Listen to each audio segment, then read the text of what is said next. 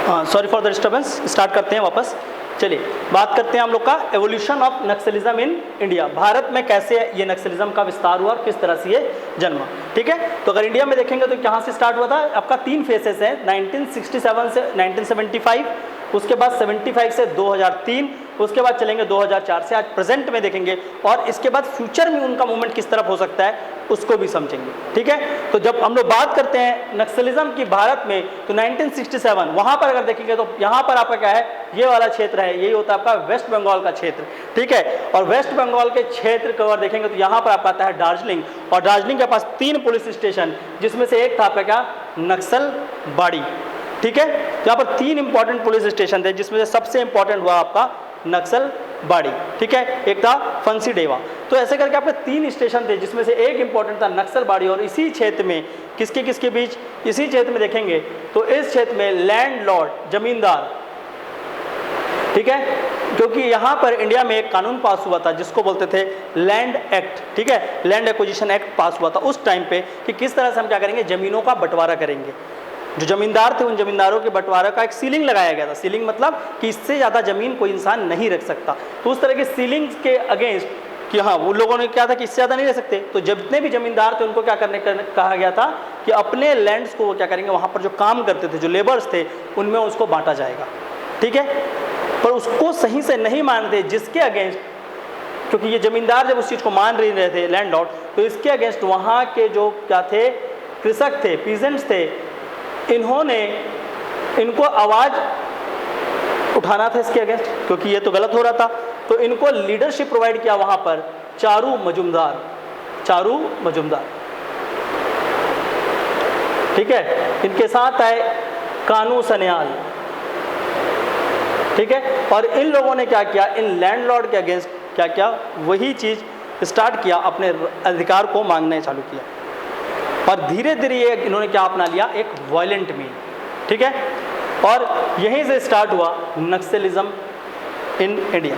ये कब था, ये टाइम था नक्सलबाड़ी में जब हुआ, मई 1967 यहाँ से, और इसके बाद अगर देखेंगे तो नवंबर 1967 यही नक्सलबाड़ी के आसपास। ठीक है, तो अब आपको जब देखेंगे नवंबर 1967 तो यहाँ पे कोलकाता यहाँ पर क्या बनाया गया, कोलकाता में एक जनरल मीटिंग ली गई, जहाँ पर ये चारू मजुमदार, सानू कन्याल, ये सारे लोग मिले, और उस जनरल मीटिंग पे उन्होंने अपना एक क्या बनाया, all India communist frontal organisation. यहाँ पर क्या बना, ऑल इंडिया कम्युनिस्ट ऑर्गेनाइजेशन। ठीक है, साम्यवाद संगठन। तो ऑल इंडिया कम्युनिस्ट ऑर्गेनाइजेशन का यहाँ पर गठन किया गया नवंबर 1967 पे।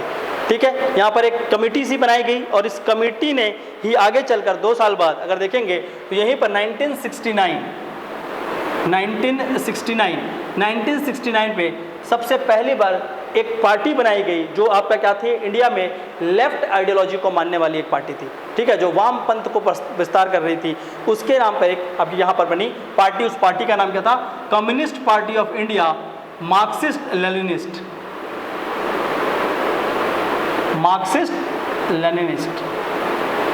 ठीक है, ये वही मार्क्स और लेनिन है जिन्होंने विस्तार किया था इस विचारधाराओं को। ठीक है, तो ये सीपीआई वाले जो हैं, कम्युनिस्ट पार्टी, सामवाद, communist party of India Marxist Leninist, इन्होंने क्या बना, यहाँ पर एक ग्रुप बना। और 1967 के बाद जो भी नक्सलिज्म रिलेटेड इवेंट्स हुए, उनको सारा का सारा विस्तार इसी पार्टी के थ्रू, यहाँ से इस पार्टी और इसके आसपास के ऑर्गेनाइजेशन के थ्रू ही क्या हुआ, इसका कंप्लीट विस्तार हुआ। ठीक है, तो ये केंद्र कहाँ से स्टार्ट हुआ है, वेस्ट बंगाल से।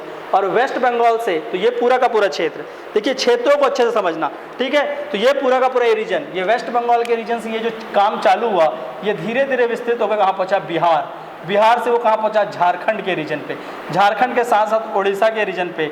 ठीक है, और इस रीजन तक विस्तार हुआ नक्सलिज्म का इस फेस में। ठीक है, तो हल्का सा आंध्र प्रदेश और उड़ीसा, ये वाला पूरे के पूरे रीजन पे क्या हुआ, नक्सलिज्म फैला 1967 से लेकर 1974 तक। क्लियर, पर 1974 के बाद यहाँ पर नक्सलिज्म को अचानक से इंडिया में एक बहुत बड़ा प्रॉब्लम देखने को मिला। नक्सलिज्म लगभग खत्म हो सकता था उस टाइम पे, अगर हम और ज़्यादा अच्छे से इस चीज़ को ऑर्गेनाइज करते, क्योंकि 1974 के बाद हमारे यहाँ पर क्या लगा, इमरजेंसी। ठीक है, और इमरजेंसी जब लगी आपका जब इमरजेंसी वहाँ पर लगी इस फेज के आने से पहले, तो इमरजेंसी के टाइम पे जितने यहाँ पर जो ट्रूप्स इनके थे, ठीक है, तो अभी देखो विस्तार कहाँ कहाँ पर हुआ, वेस्ट बंगाल, बिहार, झारखंड, उस समय तो बिहार का ही पार्ट था, ठीक है, झारखंड के साथ साथ आपका उड़ीसा और उसके साथ साथ आंध्र प्रदेश, ठीक है। इसके बाद 1974 और यहाँ पर जो आपकी क्या इंडिया में इमरजेंसी आई, तो इस इमरजेंसी के टाइम पे लगभग 40,000 नक्सलाइट, 40,000 इनकी जो ट्रूप बन चुकी थी, इसको पकड़ लिया गया था, ठीक है। और यहाँ पर गवर्नमेंट ब्रूटली इन लोगों को क्या करना है, इनका पिटाई करना स्टार्ट हो चुका था। गवर्नमेंट बहुत अच्छे से यहाँ पर सप्रेस करना स्टार्ट कर दी थी, क्योंकि वहाँ पर क्या चल रहा था, इंटरनल आपका इमरजेंसी लगा हुआ है, तो इस तरह की एक्टिविटी को पूरा का पूरा लगभग कर किया जाए। और नक्सल मूवमेंट एक प्रकार से क्या देखने को मिला, धीरे धीरे इंडिया में कम होता गया। और इससे पहले अगर देखेंगे तो 1972 इस समय किसकी डेथ हुई, चारू मजूमदार की। तो चारू मजूमदार की जब डेथ हुई तो धीरे धीरे नक्सल ऑर्गेनाइजेशन जो इंडिया में थे वो वीक पड़ने लगा था, ठीक है, और साथ ही साथ 74 में इमरजेंसी लग गया। तो नक्सलिज्म एक प्रकार से इंडिया में धीरे धीरे कम होने लगा और नक्सल के संबंधित इवेंट यहाँ पर बहुत कम देखने को मिलने लगे। और उसके बाद फिर से देखेंगे तो 75 जब जैसे ही इमरजेंसी खत्म हुआ उसके बाद ये फिर से एक्टिव हुए, ठीक है। तो 75 के बाद की जब इनकी एक्टिविटी है, ठीक है, तो 75 के बाद की एक्टिविटी अगर देखेंगे तो 1975 से लेकर 2004 यहाँ पर दो इंपॉर्टेंट जगह थे, यहाँ पर दो इंपॉर्टेंट सेंटर बना। एक सेंटर आपका क्या बना, आंध्र प्रदेश, ठीक है, और दूसरा सेंटर इसी में क्या बनेगा आपका, बिहार। जो ओल्ड सेंटर थे वो धीरे धीरे वीक पड़ने लगे, वहाँ पर है अभी भी लेकिन वीक पड़ने लगे। जो मेन केंद्र जो बना वो क्या बना, आंध्र प्रदेश, ठीक है। तो अब आंध्र प्रदेश और नीचे तक विस्तृत होकर पूरे के पूरे लगभग आंध्र प्रदेश में ये, और जो तेलंगाना वाला क्षेत्र भी, ठीक है, तो ये वाले पूरे के पूरे रीजन पर नक्सलिज्म क्या हुए, सेकेंड फेज में ज़्यादा कंट्रोल पे करने लगे, ठीक है। ये पूरा का पूरा देखो, ये पूरा का पूरा कॉरिडोर है, इसको ही बोलते हैं रेड कॉरिडोर। ये मैप से जो बनता हुआ आ रहा है ये भी और आगे तक जाएगा, ठीक है। तो ये क्या था आपका आंध्र प्रदेश, और आंध्र प्रदेश में सेंटर को विस्तार कैसे हुआ, बिहार में कैसे हुआ, इसके लिए भी कुछ आपके क्या है इवेंट्स है। तो देखो बाद में क्या हुआ, 1980 में ये जो सीपीआई मार्क्सिस्ट लेनिनिस्ट थी, जो ये सीपीआई एमएल थी, इसने अपना नाम बदल दिया और एक नया ग्रुप बना। उस ग्रुप का नाम क्या था,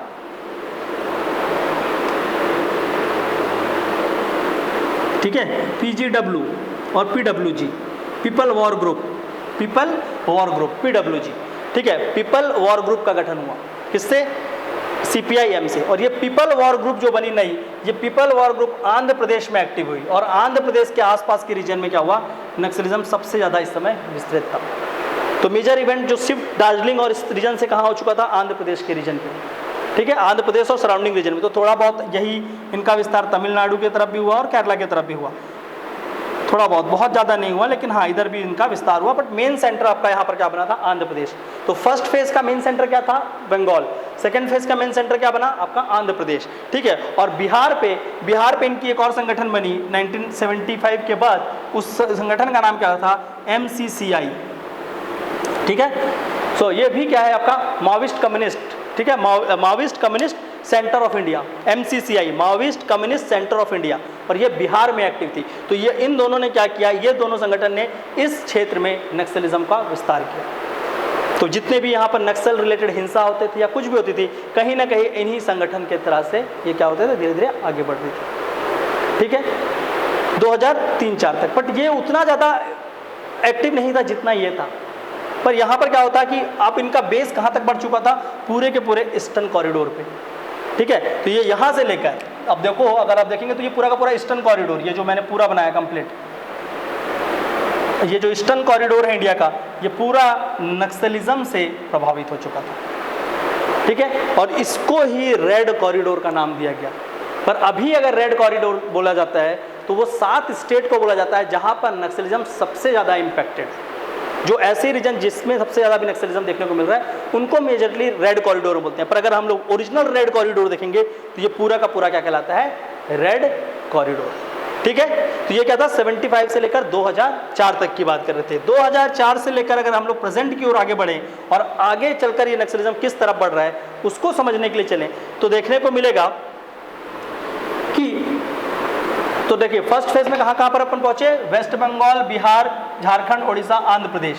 सेकंड फेज में यही चीज आपका आंध्र प्रदेश, पहली बार छत्तीसगढ़ को नक्सलिज्म यहाँ पर टच करेगा, ठीक है। छत्तीसगढ़ के साथ साथ कुछ क्षेत्र आपके तेलंगाना पे भी यहाँ पर नक्सलिज्म फैलेगा।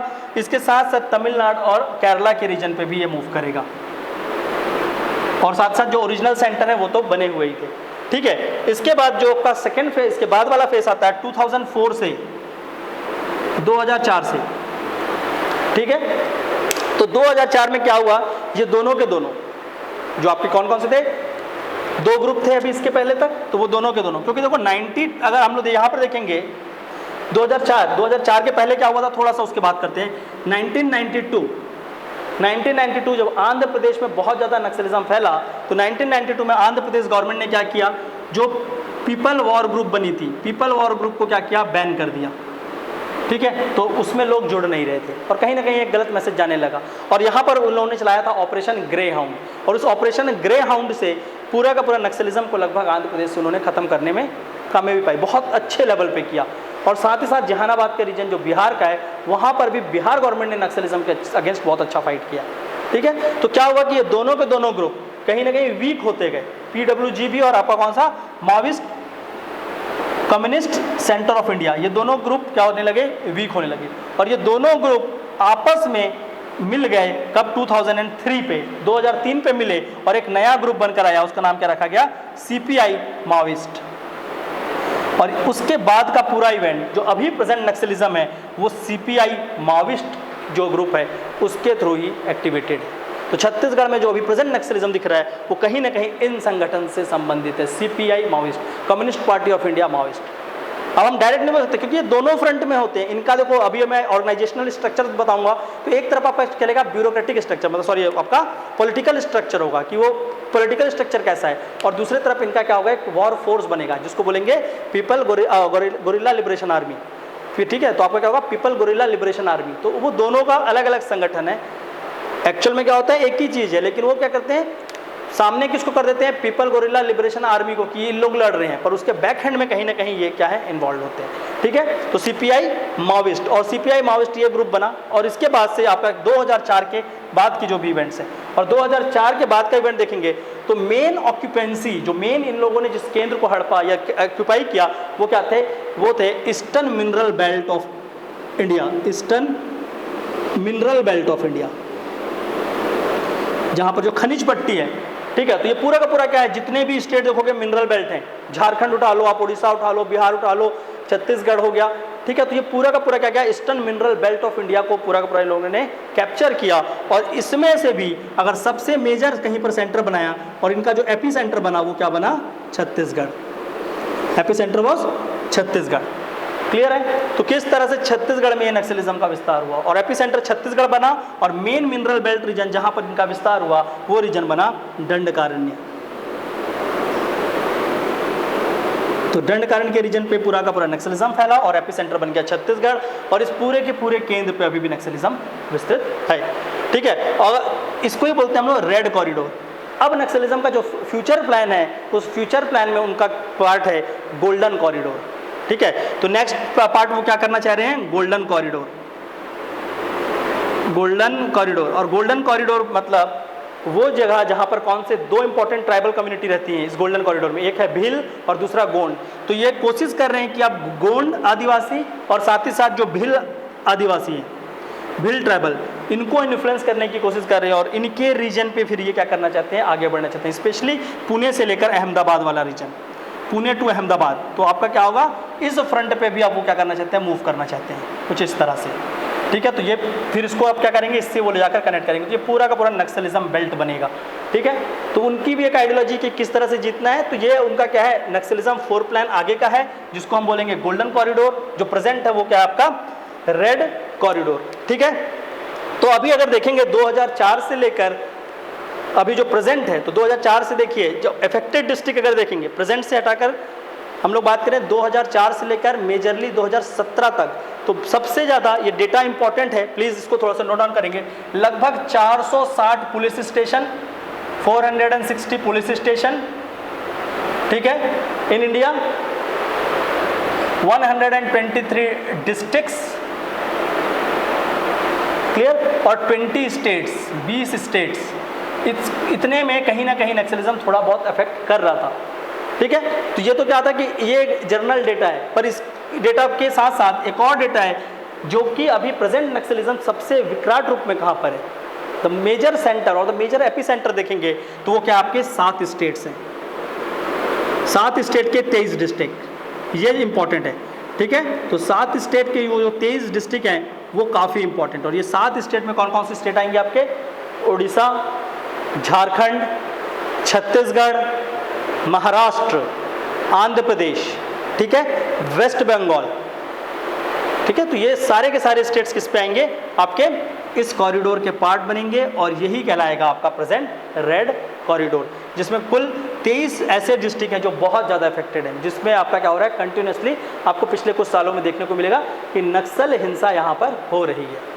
ठीक है, तो उनको ही बोला गया है रेड कॉरिडोर। तो होप आप लोगों को समझ आया होगा कि 1967 से लेकर 2004 आते तक किस तरह से नक्सलिज्म का विस्तार हुआ और विस्तार के पीछे किस तरह से उनकी एक ऑर्गेनाइजेशन है जिसको हम बोलते हैं communist party of India. Communist party of India Marxist Leninist से लेकर हम कहाँ तक आगे देखें, आपका CPI माओविस्ट तक, और इन सारे ग्रुपिंग से कैसे आपके इंडिया पे नक्सलिज्म का विस्तार हुआ। ठीक है, तो ये evolution and spread of Naxalism था भारत में, कि किस तरह से नक्सलिज्म का विस्तार भारत में हुआ है। मैं आपको कुछ 2-3 डेटा देता हूँ, उसके बाद फिर हम लोग आगे की क्लास को कंटिन्यू करते हैं। तो प्लीज़ नोट डाउन कर लेंगे थोड़ा सा डेटा रिगार्डिंग नक्सलिज्म। ठीक है, 2004 से लेकर जो 2004 के बाद की जो स्टडीज़ हैं उसके रिगार्डिंग कुछ डेटाज आपके लिए लेकर आया मैंने, तो प्लीज़ उसको नोट डाउन कर लेंगे, फिर उसके बाद हम लोग आगे की बात करते हैं।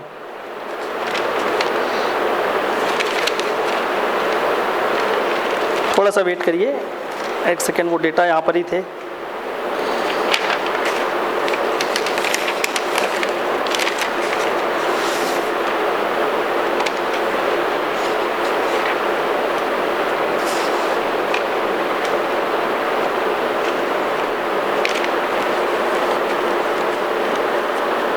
हाँ, ये आप लिखेंगे, Naxalism influence the third geographical area of India.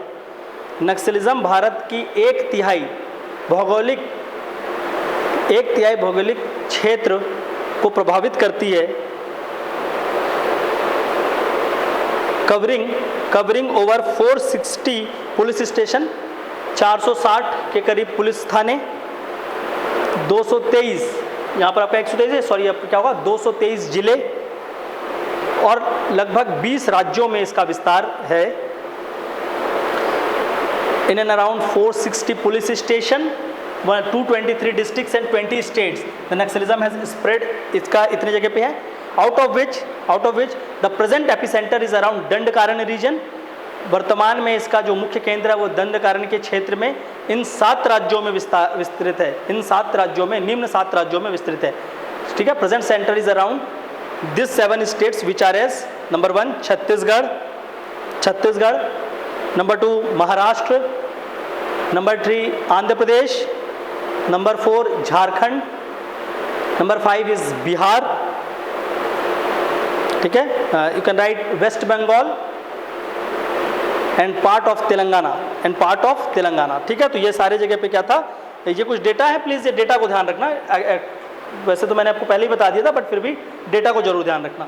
Okay, तो ये क्या था आपका नक्सलिज्म, किस तरह से इंडिया में इसका विस्तार हुआ और ये प्रेजेंट से लेकर जो आपका पास्ट से लेकर प्रेजेंट तक का किस तरह से नक्सलिज्म का डेवलपमेंट रहा है, उसके बारे में बात कर रहे हैं। ठीक है, तो इंडिया में इसके फेसेस आपको समझ आए, वर्ल्ड में किस तरह से ये आइडियोलॉजी बनकर सामने आया, और साथ ही साथ हम लोग क्या देख रहे थे नक्सलिज्म पे कि वो किस तरह से अपना फुटहोल्ड कहीं पर भी वो अपने आप को किस तरह से जमाते हैं। ठीक है, तो ये तो आपके कुछ टॉपिक्स थे नक्सलिज्म के अंदर पे। अब बात करते हैं हम लोग ये जो नक्सल जो ग्रुपिंग है और इनके स्ट्रक्चर की बात करते हैं। ठीक है, तो स्ट्रक्चर ऑफ नक्सलिज्म और द नक्सल ऑर्गेनाइजेशन, तो इनके अगर स्ट्रक्चर को देखते हैं, ठीक है, अगर हम लोग स्ट्रक्चर की बात करेंगे कि ये संगठित किस रूप में होते हैं, तो इनके 2 तरह से ये काम करते हैं। ठीक है, एक तरफ क्या होता है, इनका एक पॉलिटिकल ब्यूरो होता है। ठीक है, राजनीतिक रूप से सक्रिय कैसे करते हैं ये, और एक संगठन बनाकर कैसे लोगों को प्रभावित करते हैं। और एक तरफ इनकी क्या होती है, आर्मी होती है, जो इसके लोग लड़ रहे हैं, जो नक्सली जिनको आप बोल रहे हो। ठीक है, वो सिर्फ नक्सली नहीं है, और अभी तो नक्सलियों का एक नया टर्म भी आया, अर्बन नक्सलिज्म। ठीक है, वो हम लोग बाद में बात करेंगे। अभी हम लोग को अर्बन नक्सलिज्म से टॉपिक में नहीं जाना है, अभी हम इसमें ही बात करेंगे। ठीक है, तो पॉलिटिकल, और दूसरे तरफ आपका एक और ग्रुप बनेगा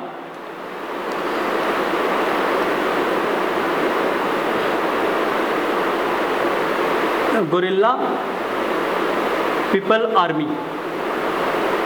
ठीक है, और पीपल गोरिल्ला आर्मी बोलते हैं इनको, PGWA, people guerrilla warfare army. ठीक है, तो ये दो तरीके से, एक तरफ उनकी आर्मी जैसी चलती है और एक तरफ आपका क्या चलते हैं, इसको एक्चुअल में आर्मी मत लिखिए, इसको फोर्स लिख लीजिए, पीपल गोरिल्ला फोर्स। ठीक है, तो पीपल गोरिल्ला वॉरफेयर फोर्स।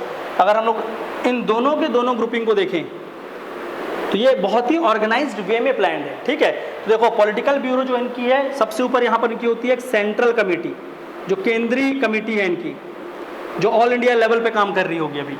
ठीक है, सेंट्रल कमेटी, और ये सेंट्रल कमेटी के नीचे होती है स्टेट कमेटी, जिस जिस क्षेत्रों में ये विस्तृत हैं, इसी को स्टेट कमेटी को बोलते हैं स्पेशल एरिया कमेटी उनके लैंग्वेज पे, स्पेशल एरिया कमेटी, जो आपके स्टेट लेवल की होती है। ठीक है, और स्टेट लेवल की जो स्पेशल एरिया कमेटी है, इसके नीचे ये बनाते हैं अपना रीजनल कमेटी, क्षेत्रीय संगठन कमेटी। क्या बनाते हैं, रीजनल कमेटी, और रीजनल कमेटी के नीचे ये बनाते हैं आपका divisional and district committee, divisional and district committee, और डिविजनल डिस्ट्रिक्ट कमेटी के नीचे इनकी होती है सब एरिया कमेटी, सब एरिया कमेटी, और इसको ही बोलते हैं एरिया कमेटी भी। जो इनका सबसे ग्रास रूट लेवल में सबसे स्ट्रॉन्ग कमेटी होता है, सब एरिया कमेटी। ठीक है, ये क्या करते हैं, इन कुछ कमेटी के माध्यम से अपने पूरे के पूरा इनका पॉलिटिकल एजेंडा इस तरह से रन होता है।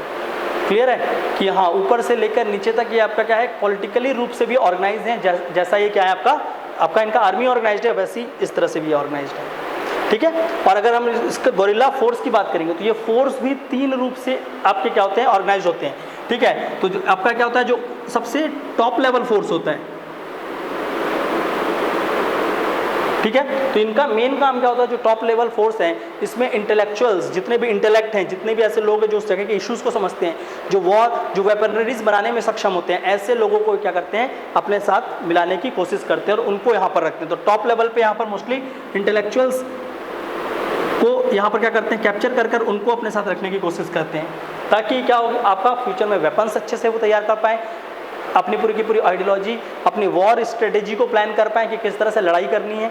उसके लिए वो क्या करते हैं, अपनी एक टॉप लेवल बनाती हैं। ठीक है, और इसके साथ साथ इनकी एक होती है जो सबसे बॉटम में है, जो इनकी क्या है, मेन फोर्स है। तो जो मेन फोर्स है, जो ग्राउंड लेवल पे जो क्या करते हैं, वॉर्स करते हैं, जो फाइट करते हैं, वॉर्स मत बोलो, या जनरल लैंग्वेज हम फाइट्स भी बोल सकते हैं, या इंसर्जेंसी बोल सकते हैं। ठीक है, तो जो मेन इनका इंसर्जेंट ट्रुप्स है वो होगा। इसके साथ साथ यहाँ पर इनकी इंटेलिजेंस यूनिट होती है, और इनकी इंटेलिजेंस यूनिट बहुत स्ट्रांग होती है। जैसे हमारे अलग अलग जो एजेंसीज हैं उनकी इंटेलिजेंस यूनिट है, वैसे इनकी खुद की भी होती है। और इनके इंटेलिजेंस यूनिट में लोकल पार्टिसिपेशन बहुत होता है, कि वहाँ के जो लोकल लोग होते हैं वो इनके मुखबिर होते हैं, वो इनको आके सब कुछ बताते हैं।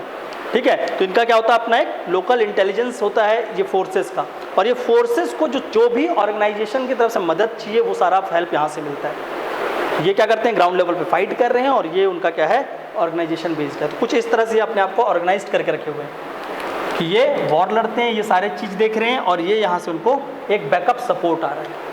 तो ये तो इनका कंप्लीट ये नक्सल का ही ऑर्गेनाइजेशनल स्ट्रक्चर है। बट इसके साथ साथ और भी लोग हैं जो इनको सपोर्ट करते हैं, कुछ NGOs होते हैं, वहाँ से पैसे जाते हैं, बहुत सारे ग्रुप्स हैं। अब ये क्या होगा, एक क्लेम जैसा ही लगेगा, लेकिन ये सच्चाई है कि हाँ, ऐसे बहुत सारे ग्रुप्स हैं, मीडिया हाउसेस भी हैं, ऐसा नहीं है कि वो नहीं है। तो वो सारे जगह से ही क्या हो रहा है, धीरे धीरे इस एरिया पे, क्योंकि कहीं ना कहीं किस चीज़ का क्वेश्चन उठाएंगे, पैसा पहुंचाना है, सबसे पहला क्वेश्चन उठा देंगे ह्यूमन राइट का, कि ह्यूमन राइट का वायलेशन हुआ है, मानव अधिकार का। और मानव अधिकार के नाम पे इस क्षेत्र में बहुत सारी चीज़ों को उठाया जा सकता है। तो दोनों ही तरह से आपका ये नक्सल गलत भी हैं, और एक तरह से देखेंगे तो ये गलत नहीं भी है। पर हाँ, अगर बंदूक उठाकर जान ले रहे हैं तो वो तो गलत ही है, वो सही हो ही नहीं सकता, ये भी एक सच्चाई है।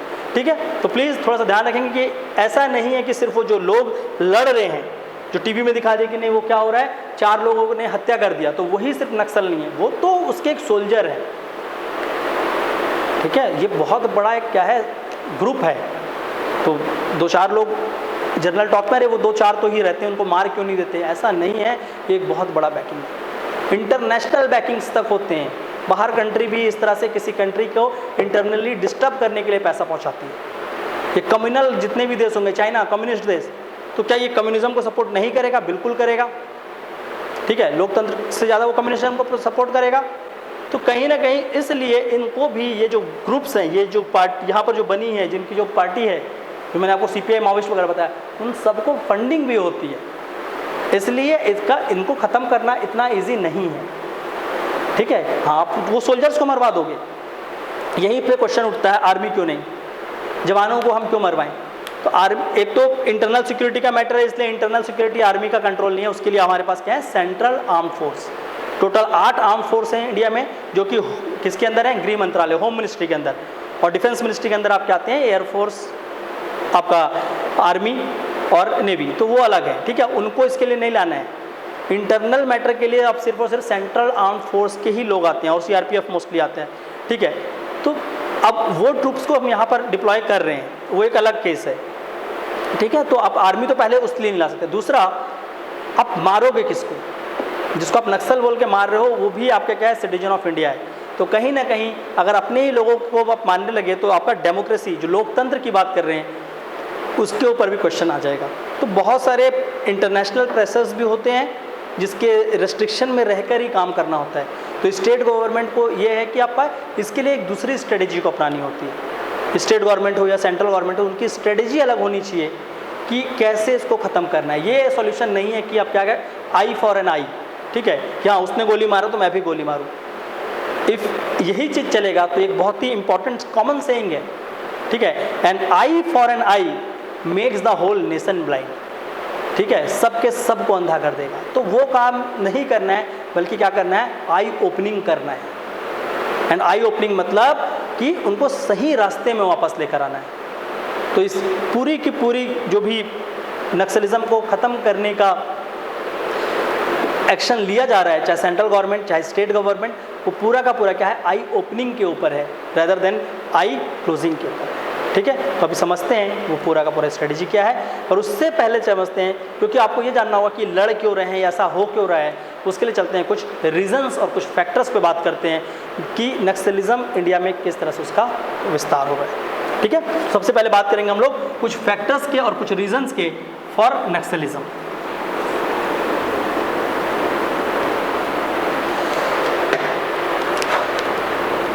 चलिए बात करते हैं फैक्टर्स फॉर नक्सलिज्म। मैं बहुत सारे फैक्टर्स नहीं, 4-5 ही आपको बता रहा हूं, जितने आपके आंसर लिखने के लिए सफिशिएंट होंगे।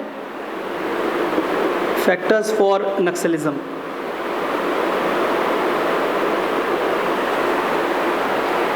क्लियर है? तो अगर हम लोग फैक्टर्स की बात करें, तो सबसे पहले सबसे most important the concept of जल, जंगल एंड जमीन, ठीक है। तो इनका जो पहला इंपॉर्टेंट फैक्टर है वो क्या है आपका? जल, जंगल और जमीन, ठीक है। Water, forest, land, water, forest and land. तो इनकी लड़ाई का सबसे इंपॉर्टेंट वो है जल, जंगल और जमीन।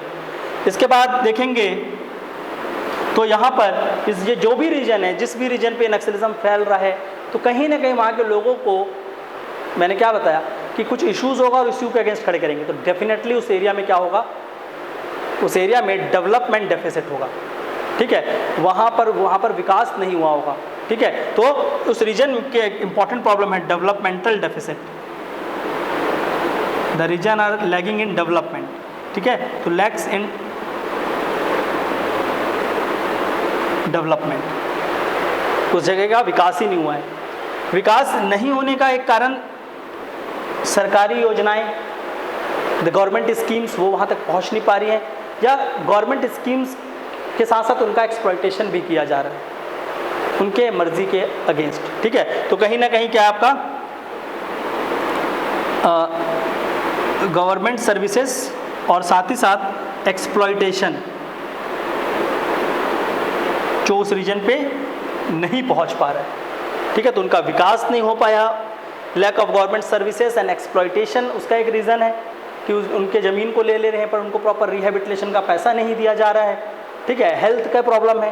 तो ये कुछ इंपॉर्टेंट चीज़ें हैं जिसके कारण आपका क्या हो रहा है, ये नक्सलिज्म आगे बढ़ रहा है। और भी आप इसमें रीज़न बहुत सारे जोड़ सकते हैं, ठीक है। एक एक करके बात करते हैं, ये एक इशू की तरह बात करते हैं इसके ऊपर, ठीक है। सबसे पहले आते हैं हम लोग जल पे, वाटर, जल, जंगल और ज़मीन पे आते हैं। तो देखो हो क्या रहा है, अब वो लैंड किसका है, क्योंकि यहाँ पर पहली बात यह है इंडिया में सबसे बड़ा इशू बना लैंड टाइटल्स का। लैंड टाइटल का इशू ये है कि जो ज़मीन, आदिवासी लोग जिस ज़मीन पर रहते हैं उनके पास उस ज़मीन का पट्टा नहीं है, they don't have the land rights. तो अगर उनके पास लैंड राइट नहीं तो वो लैंड हुई किसकी, वो तो वहाँ पर रह रहे हैं। तो उनका ये कहना है कि इस ज़मीन पे हम बरसों से रह रहे हैं, we are staying there for the number of years, तो ये ज़मीन हमारी है। पर गवर्नमेंट का कि नहीं, ये गवर्नमेंट की ज़मीन है और आपको यहाँ इसको छोड़ खाली करना होगा, क्योंकि हमको यहाँ पर क्या करना है, डेवलपमेंटल प्रोजेक्ट्स लगाना है। पर दूसरा प्रॉब्लम हम बोल रहे हैं लैक ऑफ डेवलपमेंट, ठीक है। तो गवर्नमेंट तो बोल रही है कि हम डेवलपमेंटल प्रोजेक्ट लगाएंगे। अब डेवलपमेंटल प्रोजेक्ट लगाने के लिए आपको क्या करना होगा, उनसे लैंड लेना होगा। तो गवर्नमेंट ने लैंड तो ले लिया सपोज करो, पर लैंड लेने के बाद जो आदमी उस लैंड पे रह रहा था उसने पूरी जीवन उस ज़मीन पे जिया है और उसको छोड़े उसके पास कुछ भी नहीं है, तो उसकी लाइफ तो हमेशा हमेशा के लिए क्या हो गई, ख़त्म हो गई। तो अगर आप लैंड ले रहे हो तो उनको प्रॉपर रिहेबिलिटेट करना चाहिए, कहीं पर उनका पुनर्वास कराना चाहिए। अगर वो चीज़ नहीं करेंगे तो वो क्या होगा, वो घूमेगा रिफ्यूजी के जैसे, या तो वो क्या करेगा, इस तरह से अपने साथ जो अन्याय हुआ है उसके लिए आवाज़ उठाएगा। तो कहीं ना कहीं ये जो लैंड सीलिंग और लैंड रेगुलेशन जो है इंडिया में, land ceiling based and land regulation, ये एक बहुत बड़ा रीज़न बना नक्सलिज्म का, ठीक है। लैंड रेगुलेशन कि आपका ज़मीन, और साथ ही साथ यहाँ पर लैंड टाइटल और लैंड राइट्स नहीं देना, ठीक है। Problem is also with related to the land title and land rights. और इसके लिए एक एक्ट आया बाद में 2006, फॉरेस्ट राइट एक्ट 2006। वहाँ पर अब क्या कर रहे हैं, फॉरेस्ट के जो अंदर जो डवेलर्स हैं, जो भी लोग रहते हैं ट्राइबल लोग, उनको लैंड टाइटल की बात की गई है। और Chhattisgarh government was among the first one और सबसे बेस्ट परफॉर्मिंग गवर्नमेंट है पूरे इंडिया पे, जिसने यहाँ पर क्या किया है, जो जितने भी आदिवासी लोग हैं उनको क्या किया दिया है, लैंड टाइटल्स दिया है। ट्राइबल पीपल्स को लैंड टाइटल देने के लिए सबसे अच्छा काम किया है पूरे अभी प्रेजेंट पिछले 1-2 सालों में तो खासकर, ठीक है। तो ये जो लैंड टाइटल और लैंड बेस्ड रेगुलेशन जो था, ये प्रॉपरली नहीं होने के कारण ये क्या हुआ, अपनी चीज़ों पे आई। Number 2, forest. फॉरेस्ट की बात करेंगे तो देखो, फॉरेस्ट और tribes they live in a symbiotic relationship. जितना जनजाति फॉरेस्ट पे आश्रित है उतना ही कहीं ना कहीं आपका जो वन है वो जनजातियों पे आश्रित है। Both lives in a symbiotic relationship.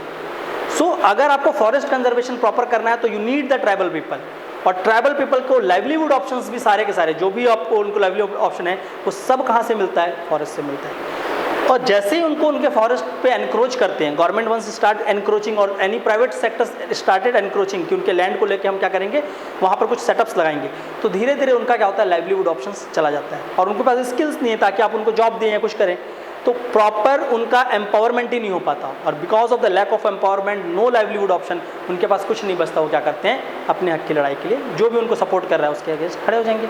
सो ये एक फॉरेस्ट का और जो उनका एक रिलेशन है, वो रिलेशन भी कहीं ना कहीं धीरे धीरे ख़त्म किया जा रहा है, जिसके कारण वो अपनी आवाज़ उठा रहे हैं, ठीक है। सो उनका ये कहना है कि ये जो जल, जंगल और ज़मीन जो हमारी है, हमारा ही इस पर अधिकार होगा और हम ही इस पर रहेंगे। और इसीलिए वो बोल रहे हैं कि जितना भी ये जो स्टेट है, इसी बात पे बोल रहे हैं कि जितना भी ये स्टेट है, जो भी सामाजिक ऑर्डर है, इसने क्या किया है, डिस्क्रिमिनेशन किया है, जो मैंने आपको पहले बताया था, ठीक है। तो वो डिस्क्रिमिनेशन इसी बेसिस पे हो रहा है।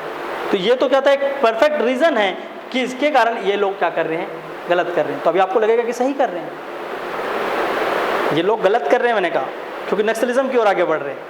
पर आपको अभी लगेगा कि नहीं, वो तो अपने हक की लड़ाई लड़ रहे हैं, तो फिर कैसे गलत है। बस यही से वो एक बात अलग हो जाता है।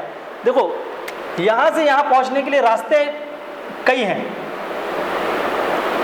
सारे रास्ते वहाँ तक आपको लेकर जाएंगे, पर इस रास्ते पे भी आपको सही रहना है। एक तो ये है, तो ये रास्ते को भी आपको सही चुनना बहुत इंपॉर्टेंट है। पर उन्होंने क्या किया, ये रास्ता सही नहीं चुना। उन्होंने उठाया हथियार, उन्होंने क्या किया, लोगों की हत्या, तो वो गलत है।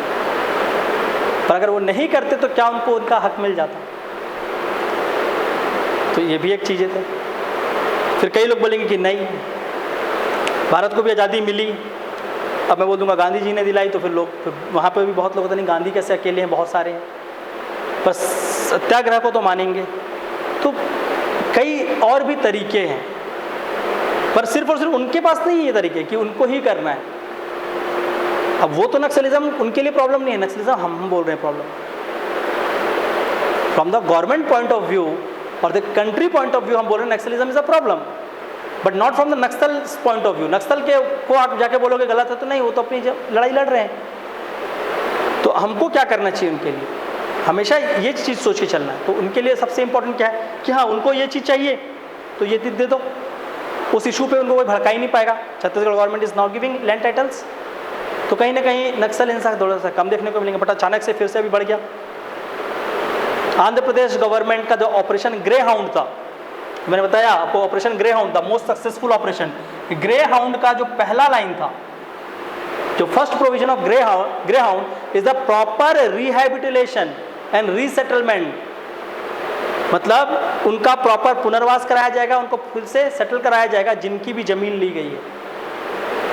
और काफ़ी अच्छा पैसा देने की बात की थी। लैंड एक्विजिशन एक्ट बोला कि 4 टाइम्स जितने की ज़मीन है उसका 4 गुना पैसा दिया जाए, क्योंकि जिसने ज़मीन खोया उसने हमेशा के लिए खोया है, पर अब जो उसको वो ज़मीन मिलेगी वो तो जीवन भर उससे कमाएगा ना। तो प्रॉपर रिहैबिलिटेशन, इसलिए ग्रे हाउंड सक्सेसफुल है। ग्रे हाउंड मतलब ये नहीं कि खाली बंदूक लेकर चले गए और लड़ रहे हैं। ग्रे हाउंड में ये भी चीज़ को बात किया गया था, पर हमने हमेशा किस चीज़ पे फोकस किया? आर्म रिबेलियन है तो हम भी आर्म फोर्स लगा के ही लड़ाई करते रहे, और इस चीज़ों को डिस्कार्ड कर दिया। उनकी जो ज़रूरत की मांग है, अगर इसको भी रखेंगे तो कहीं ना कहीं वहाँ पर डेवलपमेंट होगा। ठीक है, लैक ऑफ डेवलपमेंट, बिल्कुल उस पूरे का पूरा रीजन देखेंगे तो आज भी वो ट्राइबल बेल्ट को ही उन्होंने एनकरेज किया हुआ है, क्योंकि उनको पता है ये ज़्यादा सॉफ्ट टारगेट। तो हमको कहीं ना कहीं अपने रूरल इंडियाज़ और स्पेशली द ट्राइबल इंडियाज़, यहाँ पर काफ़ी ज़्यादा काम करने की बात है। ठीक है, जैसे कि पूरे के पूरे रीजन में देखोगे तो पॉवर्टी होगा, बहुत ज़्यादा गरीबी होगी, यहाँ पर माल न्यूट्रिशन फैला होगा। ठीक है, भुखमरी से लोग मर रहे हैं, तो वहाँ पर खाना प्रॉपर पहुँचे, वहाँ पर क्या होता है, पॉवर्टी को हम रिड्यूस कर पाएँ। Lack of women empowerment, lack of education, health infrastructure, वहाँ पर कुछ भी नहीं है। तो धीरे धीरे उसका डेवलपमेंट करने भी हमको किसकी एक प्राइम रिस्पॉन्सिबिलिटी है, और इस हर चीज़ में गवर्नमेंट कहीं ना कहीं कदम उठा रही है। The tribal regions are now connected with the internet facilities. Bharat broadband network, and in Chhattisgarh भी होता Bastar broadband network under the project of Bharat net. तो देखो कहीं ना कहीं उस रीजन पे हम इंटरनेट फैसिलिटी तक पहुंचाने की कोशिश कर रहे हैं। तो government is still trying to give the best, but हाँ, वहाँ पर की अपनी एक कुछ डिफ़िकल्टीज़ हैं। हमको उनका पैटर्न चेंज नहीं करना चाहिए। ये भी एक बात है कि उनकी जो लाइफ स्टाइल है उसको ही प्रमोट करो। वहाँ पर डेवलपमेंट नहीं है, क्यों नहीं है? क्योंकि आप ऐसा डेवलपमेंट कर रहे हो जो डेवलपमेंट उनको चाहिए नहीं। ये बहुत ही इंपॉर्टेंट चीज़ है कि आपने उनको बोला है कि भैया हम आपके यहाँ पर क्या लगा देंगे, हम आपके सिटी को बना देंगे लास वेगस। समझ रहे हो? आप बोल रहे हो कि आप हमको डेवलपमेंट करने की कोशिश, तो हम आपका लास वेगस बना देंगे, यहाँ पूरा फन होगा। फन फैक्ट, वो बोल रहे हैं आप लास वेगस बनाओगे, हमारा आज से 5 शताब्दी पहले हमारा यहाँ पर क्या था, घोटुल। लास वेगस क्या, उससे भी हम अच्छे थे। तो आप हमको मत सिखाओ। बोले नहीं, हम आपको बहुत अच्छा समझ लो, लास वेगस तो आपको ड्रिंक्स बताएंगे, वो पहुंचाएंगे, वो नहीं चाहिए उनको। उनके पास ताड़ी है, उसी में झूम ले रहे हैं। ठीक है, तो ताड़ी पी के वो झूम सकते हैं। उनको मत सिखाओ कि आपको कैसा डेवलपमेंट देना है। मतलब एक जनरल बात बता रहा हूँ कि उनको आप बोलोगे कि नहीं आपका डेवलपमेंट करके हम सीधा लास वेगस बनाएंगे, तो उनको नहीं चाहिए। वो खुश हैं अपने ताड़ी में ही और अपने घोटुल में ही वो खुश हैं। बट उनका डेवलपमेंट क्या होना चाहिए? Development call Panchsheel development. ये बहुत पुराना एक ट्राइबल डेवलपमेंट का कॉन्सेप्ट है, पंचशील। और पंचशील के कॉन्सेप्ट में क्या बोला गया, अगर इन आदिवासी और ये ट्राइबल रीजन का डेवलपमेंट करना है तो उनको छेड़ो मत। पहली बात, मतलब उनका जो नॉर्मल चीज़ें हैं उसी चीज़ को आप सपोर्ट करो, rather than suppress and give them the other option. You have to support their livelihood. जो वो करते हैं उसी चीज़ को आप सपोर्ट करो, उस चीज़ के लिए उनको बेनिफिट में पैसा दो, बजाय किसी और चीज़ में उनको लगाने से। And there comes the new scheme called Mahendra Karma scheme for the social security pension for, जो कि क्या करते हैं लीव्स उठाते हैं, ठीक है, तेंदुपत्ते का, तेंदुपत्ता वगैरह के जो लीव्स होते हैं उसके लिए, तो उनकी जो लाइवलीहुड है उसमें ही आप उनका सपोर्ट करो, वो ये सब चीज़ों को छोड़ देंगे। पर आप उसको बदलने की कोशिश करोगे, if the Tata come with the new project, if the Adani come with the new project, तब तो फिर वो क्या करेंगे, रिवोल्ट करेंगे। फिर आप बोलोगे वहाँ पर नक्सलिज्म फैल रहा है, बट नहीं, वो तो वो अपने हक की लड़ाई लड़ रहे थे। तो you should opt for the Panchsheel principles of tribal development, ठीक है। Please search out in nets Panchsheel of tribal development, ठीक है। तो पंचशील ऑफ ट्राइबल डेवलपमेंट, उसमें 5 प्रोविजंस हैं, वो पांचों के पांचों प्रोविजंस से हम क्या कर सकते हैं, ये पूरा का पूरा जो डेवलपमेंट सिनेरियो है उसको बदल सकते हैं। बात करते हैं थोड़ा सा छत्तीसगढ़ पे आते हैं, इस पे लैक ऑफ डेवलपमेंट के बारे में बात करने के लिए। अब छत्तीसगढ़ में जो भी नक्सल वाले रीजन है, स्पेशली दंडकारण्य का रीजन, बस्तर का रीजन, बस्तर, सुकमा, बीजापुर, नारायणपुर, कोंडागांव, ये सारे के सारे रीजन पे, तो इस सारे रीजन को डेवलप करने के लिए जितने भी प्रेजेंट स्कीम्स चल रहे हैं, जो भी यहाँ पर स्कीम्स चलते हैं, तो देखो इसी के आसपास रिवोल्ट होते हैं कि वहाँ पर पॉवर्टी को ख़त्म करना है, वहाँ पर भुखमरी को ख़त्म करना है, तो मधुर गुड़ योजना चला दिए, वहाँ के लोगों को उनके हिसाब से डेवलप करने देना है। तो हमारे पास महेंद्र कर्मा स्कीम्स जो लास्ट ईयर आया, ठीक है। अभी हमने क्या किया, छत्तीसगढ़ की एक नई क्या आई, इंडस्ट्रियल पॉलिसी, औद्योगिक नीति। अब इस इंडस्ट्रियल पॉलिसी में हमने क्या किया, मैं आपको नक्सलिज्म पढ़ा रहा हूँ पर सॉल्यूशन देखो कहाँ मिल रहा है, ठीक है। इंडस्ट्रियल पॉलिसी में हमने क्या किया, प्रायोरिटी सेक्टर की जो इंडस्ट्रीज बनाई है, वो भी हाईएस्ट प्रायोरिटी की, उसमें माइनर फॉरेस्ट प्रोड्यूस को डाल दिया। वो क्या करेगा, वो इस रीजन पे एक डेवलपमेंट देगा, यहाँ के लोगों को वही ऑप्शन देगा जो ये करते हैं। अब इनको आप बोलोगे नहीं आप ऑटोमोबाइल इंडस्ट्री यहाँ लगा देंगे, तो वहाँ पर काम क्या करेंगे बेचारे, पर वहीं पर उनसे हर्रा कुटवाओ, महुआ कुटवाओ, मेडिसिन बनाओ, उनके जो लाइवलीहुड ऑप्शन है उसको धीरे धीरे इंप्रूव करो। विथ टाइम वो आएंगे ऑटोमोबाइल सेक्टर पे, पर आप सीधा लगा दोगे तो क्या करेंगे, रिवोल्ट करेंगे। Human evolution, the evolution of human, अब आज का ह्यूमन तो अब हम ऐसे हो गए ना, पहले तो नहीं थे। We are the hunter and gatherers, कभी हम घूम रहे थे, खाना बदोश की जीवन जी रहे थे, फिर हम लोग कहाँ पर आए, सेटलमेंट एग्रीकल्चर के साथ साथ आए, कृषि के बाद तो हम इंडस्ट्रियलाइजेशन में पहुँचे। अब अगर हमको सीधा हंटर एंड गैदरर के बाद सीधा मोबाइल फ़ोन पकड़ा देते तो उसको पहले काट के ही देखते, समझ आ रहा है। उस समय अगर फ़ोन देते काट के देखते, खाने के दिया क्या,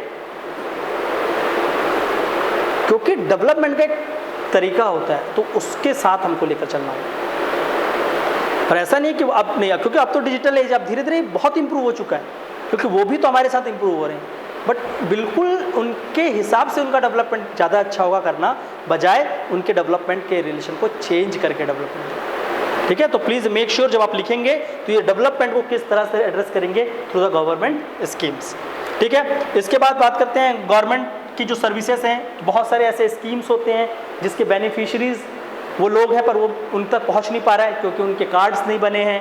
कभी कभी ब्यूरोक्रेटिक हर्डल्स होते हैं, जो ऑफिसर्स हैं वो इनएफिशिएंट हैं वहाँ पर जो काम कर रहे हैं। होता है बहुत बार है कि वो वहाँ पर क्या नहीं कर पा रहे हैं, सर्विस नहीं दे पा रहे हैं। और अभी तो रिसेंट छत्तीसगढ़ में अभी एक ऑफिसर ऐसे भी जिनको मुर्गा पसंद है, आप लोग न्यूज़ देख रहे होंगे, मतलब जो भी क्लेमेंट है, बट ऐसा तो नहीं आना चाहिए that you are among the persons who clear this state services exam, और आपके नाम पे इस तरह से आ रहा है। बट चलो ठीक है, तो it is not to demean anyone, लेकिन मुर्गा दारू क्या मतलब, क्या मुर्गा और कबूतर नहीं मिल रहा था तो धमकाती थी, ऐसा कुछ था। बट इस तरह के न्यूज़ेस आ रहे हैं, तो वो उनसे फिर हम उम्मीद भी क्या रखेंगे, उनसे फिर हम उम्मीद क्या रखेंगे कि वो उस रीजन पर, नाउ इन बलरामपुर, तो उनसे उम्मीद भी क्या रख सकते हैं कि वो इस इशू को कैसे एड्रेस करेंगे। तो कहीं ना कहीं यहाँ पर ब्यूरोक्रेटिक हर्डल्स भी बहुत ज़्यादा हैं। So the officer should become the transparent, उनको अकाउंटेबल बनाना ज़रूरी है। तो टाइम एंड अगेन वहाँ पर चेकिंग होनी चाहिए। गवर्नमेंट के सर्विसेज हैं, जो पॉलिसीज़ हैं, उसका प्रॉपर इम्प्लीमेंटेशन वहाँ पर हो, क्योंकि अभी वो चीज़ पहुँच नहीं पा रहा है। अगर उनके लिए चावल है, गेहूं है, जो भी आप पहुंचा रहे हैं खाने की चीज़ें, अगर वो उन तक पहुंच ही नहीं पा रही है, वो कहीं और गायब हो जा रही है, या जितना उनको मिलना चाहिए उतना नहीं मिल पा रहा है, तो कहीं ना कहीं इशू है,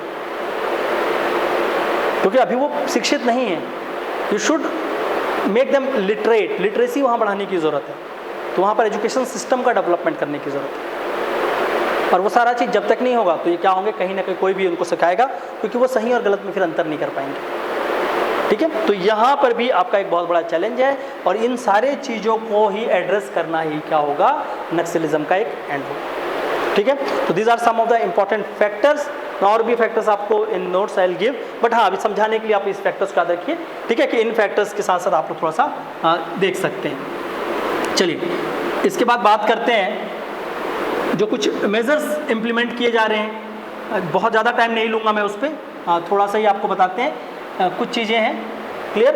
तो नक्सलिज्म के लिए जो कंट्रोल मेजर्स हैं उस पर बात करते हैं।